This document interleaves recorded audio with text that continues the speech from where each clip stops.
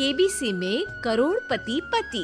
सूरज के जीवन का एक ही फंडा था कि मेहनत तो गधा भी करता है, घर बैठे जो कमाए समझदार वही होता है। इसीलिए उसने कभी नौकरी ही नहीं ढूंढी। इस बात से हालांकि उसकी पत्नी शिखा बिल्कुल भी अग्री नहीं करती थी, पर फिर भी सूरज को समझाना बेकार था।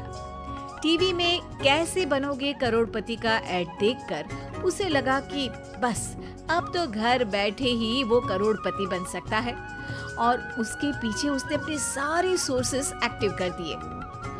2 हफ्ते में उसके कलीग के साले के पड़ोसी के बेटे का सोर्स निकलता है जो कि उसे शो में पहुंचा सकता है, और सूरज उससे मिलने चला जाता है।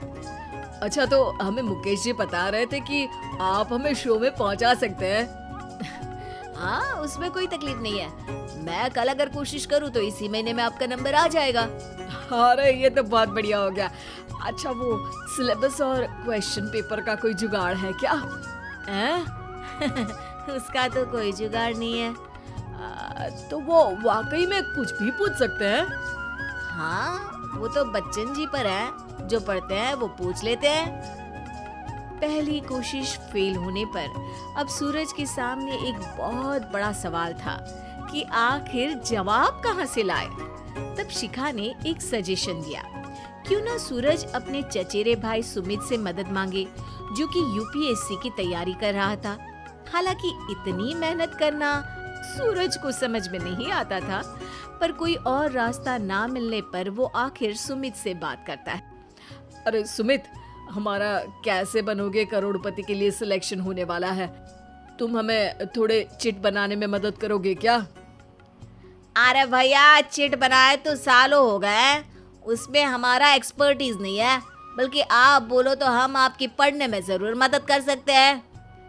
हट, कैसी अनाप शनाप बातें कर रहा है तू। सूरज ने सुमित को मना तो कर दिया था, पर तैयारी करने के सिवाय कोई चारा उसे दिख भी नहीं रहा था, खासकर जब 12 के पेपर लीक करने के एक्सपर्ट शुक्ला जो भी हाथ जोड़ लेते हैं। आखिर सूरज को सुमित के पास जाना ही पड़ा, और उसने सुमित और शिखा से वादा किया कि वो बहुत मेहनत करेगा। 1 महीने की तैयारी के बाद फाइनल हुआ कि शो से 1 हफ्ते पहले एक ट्रायल खेला जाएगा, जहां पर सारे रिश्तेदार ऑडियंस की जगह पर होंगे और शिखा सवाल पूछेगी। दूर दराज से भी रिश्तेदार आकर हाजिर हो गए देखने कि आखिर कैसे बनेगा सुमित करोड़पति। सब कुछ सेट था, और इतने में सूरज आकर अपना स्पीच देता है। ये 1 महीना मेरे लिए आसान नहीं था, पर अपने भाई सुमित और अपनी पत्नी शिखा की मदद से मैं इतनी दूर पहुंच पाया हूँ। मेरे मम्मी पापा के आशीर्वाद ने भी बहुत साथ दिया है मेरा। मैं उम्मीद करता हूँ कि आज के शो में आप लोगों को बहुत मजा आएगा। साक्षी पहला सवाल पूछती है और पूरे कमरे में सन्नाटा छा जाता है। इंडिया में कितने स्टेट्स हैं? 3, सॉलिड, लिक्विड और गैस। अरे रुकिए, तो ऑप्शंस तो देने दीजिए। इतने में 5वीं कक्षा का चिंटू बोल उठता है।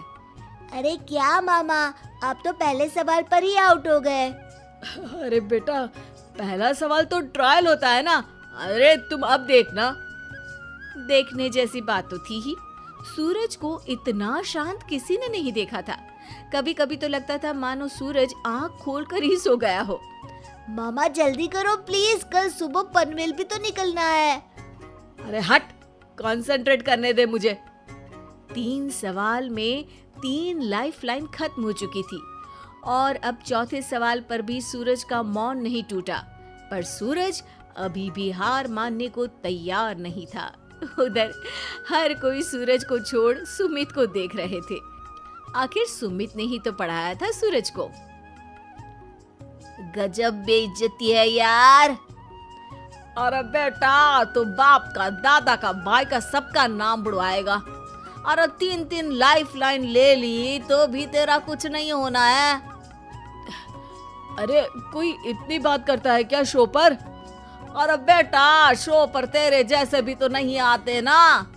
सूरज की ये जंग आखिर 1 घंटे बाद 5वें सवाल पर खत्म हो गई, जब उसने इंडिया के नेशनल बर्ड का नाम कहा, कौवा।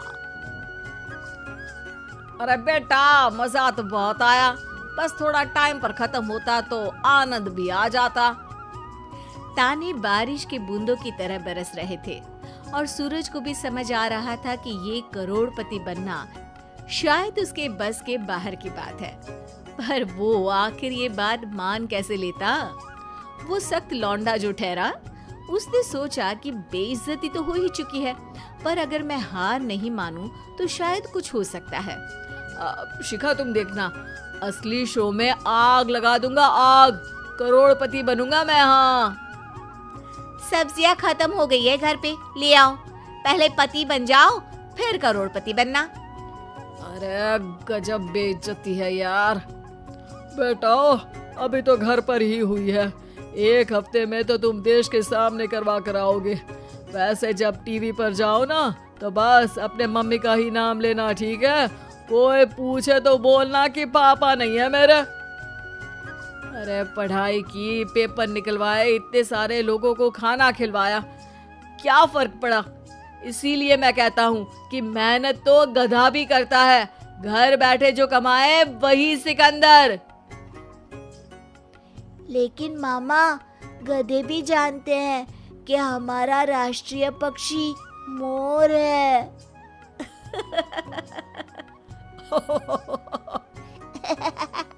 उम्मीद है कि आपको हमारी ये कहानी पसंद आई होगी।